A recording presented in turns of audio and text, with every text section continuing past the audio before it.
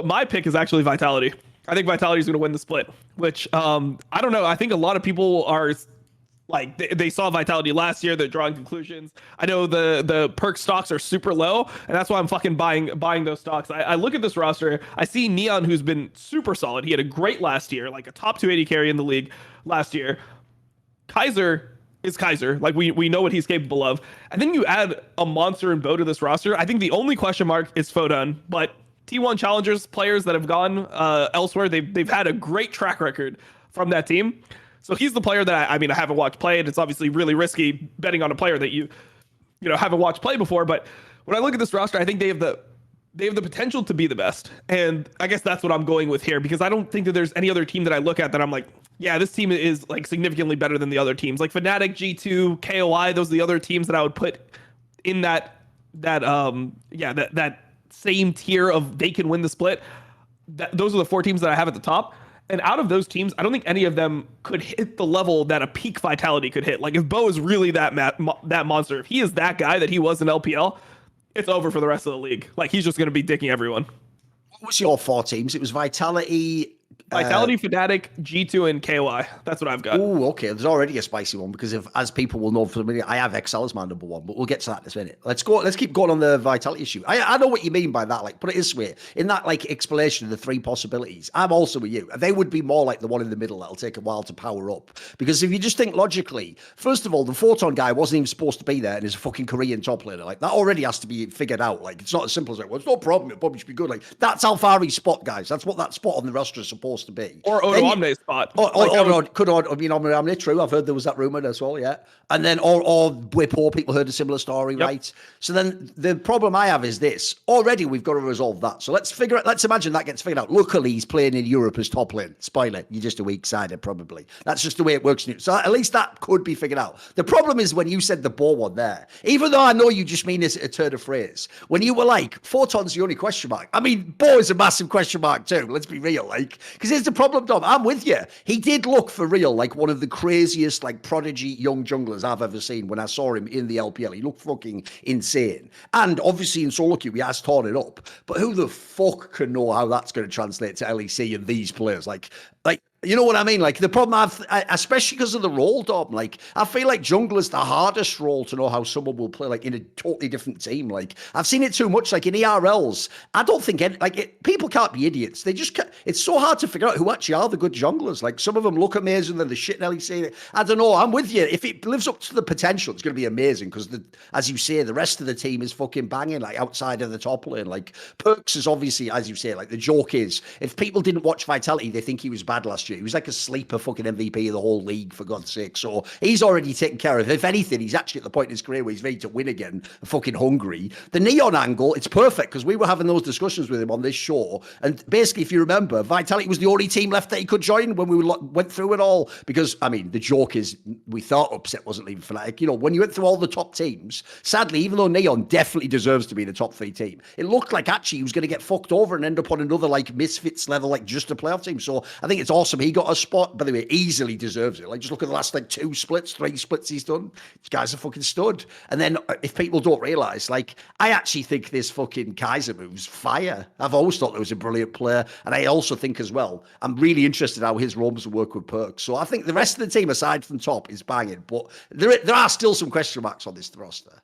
Sure. I mean, I think for me, Bo is, like, he's not really a question mark for me in terms of, like, his own gameplay. It's like, can his teammates, like, can they keep up with him? Can they keep up with somebody who's going to be playing? Like, because like when he played in LPL, the way that he played was extremely fast paced. It's like we are making a play, and then we basically make 4 more fucking plays. Like he wanted to just keep the game fucking moving. And I feel like when you have a player that's that much of a monster and you put smart people around him, you have Perks around him, you have Kaiser around him, like I think that they'll just be able to figure out what the fuck he's doing. Like it's really not that hard if you have a beast fucking player to like allow him to carry you. That's the first thing that makes me think that he's not so much of a question mark. Like, maybe he could have stage issues or something. I'm not sure. Maybe there could be other issues. But in terms of like his overall play, I mean, I just think that his level of play is just too high. He's too individually good at the game for it to, you know, be like, oh, well, he's just gonna, well, maybe he's just a solo queue player. It's like, no, he's not a solo queue player. He's legit in the way that he approaches the game, and he's smart as fuck about the game. That's my first thing. The second thing that I thought was really interesting is when I thought back to Kaiser, I'm like, this guy was good, but what did he miss? What was the missing part of when he lost Humanoid in 2021? Or sorry, 2022. In 2021, Humanoid's big thing was side laning. He was really good at side laning. He could direct the team's mid game macro around his side laning, which is actually what Perkz is best at in the mid game. Like, he's really good at side laning too. That was his quality. That's why he won LCS, because no one else knew how to side lane in the LCS besides for him.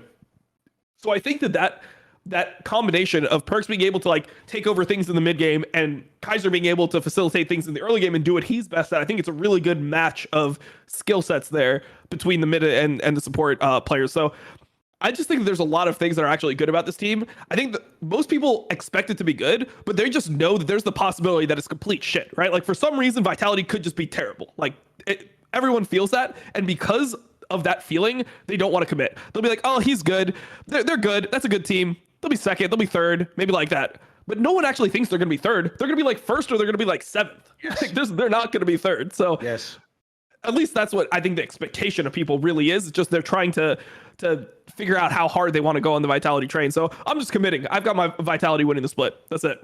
Oh, it's fair enough. Like, I had them in third, but that's the reason why. Is like some of the other rosters, I just feel like I can rely on certain elements more. Whereas obviously I have to figure out both the Photon and the Bow angle. I will say on the Bow one though, like, is it just to, if someone has never watched him play before or only watched those like cage or fucking stream clips, I will say this: like, I do, to just stress how actually like insane the guy's raw skill and like fucking mentality to the game looks. I will say he is a rare example of a player where I'm fine that they did do this gamble though.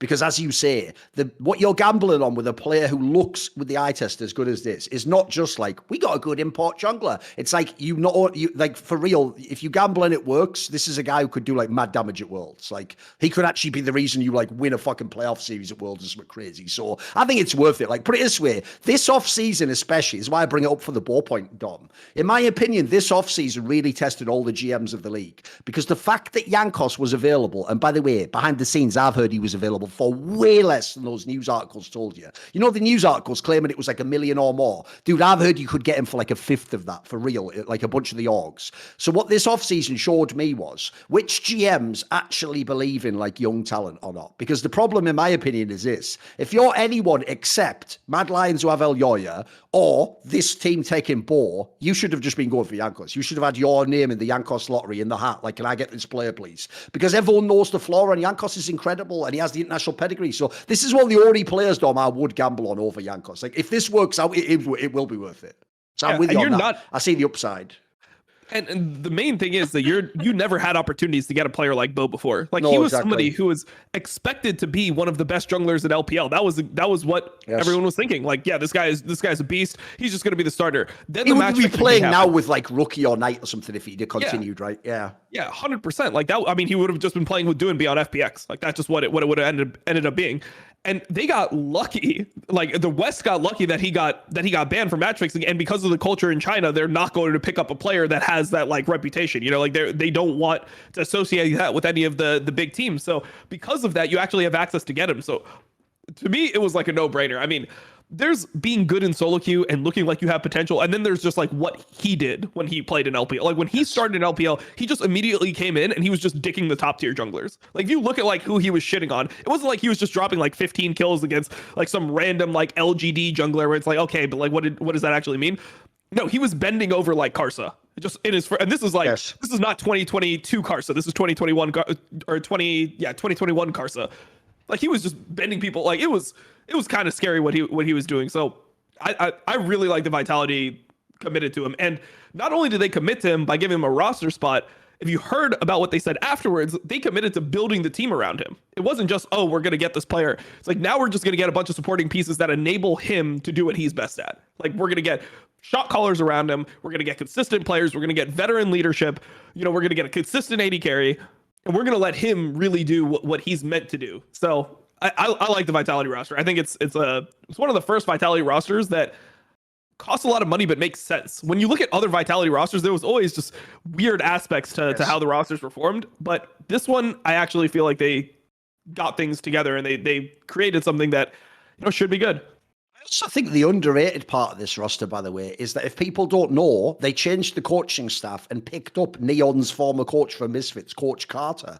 Well, if you saw, first of all, Misfits for the last 3 splits, where remember, they did have different players. They had Neon before that. They had a different player, obviously. They had the hit in and out situation for Irrelevant. Like, the joke is, if you actually saw the Misfits team, one, they definitely know how to use Neon. Like, no one's ever used this fucking guy better in his whole career. He was set up perfectly for success at everything he's good at in those team fights. And then 2, dude, they're the people who figured out the meta in the West. Everyone copied them. Even Vitality themselves copied them eventually. Like, they just figured out that front-to-back team fight meta before everyone else. Now, sure, they had reasons to do so because their team was super limited. But, like, dude, I actually think that's a great sign for this team because, one, that's something Vitality looked whack with for most of the time they had perks last year. Like, the actual core identity of the team was non-existent. And then, secondly, I don't know what they would do with Kazi and Vitality last year. So, like, actually having the coach who used Neon, that makes me confident, dude. This team will do the strengths of the players. Like, Perks and Neon could be a fucking god tier fucking team fight duo. Why not? Yeah. And also, I mean, here's the other part of it. It's addition by subtraction. Like, that Mephisto guy just was never it. He was just never it. Like, every team that he coached, it was always like, why are they performing so poorly? It just felt like he just wasn't useful for some reason. And it could be just like the players that he was coaching or just a bad fit with the players, or maybe he's one of those coaches that works better with developmental rosters, whatever. I like that he's no longer the coach because I think that he's just never been able to actually make teams live up to what they look like they would be on paper.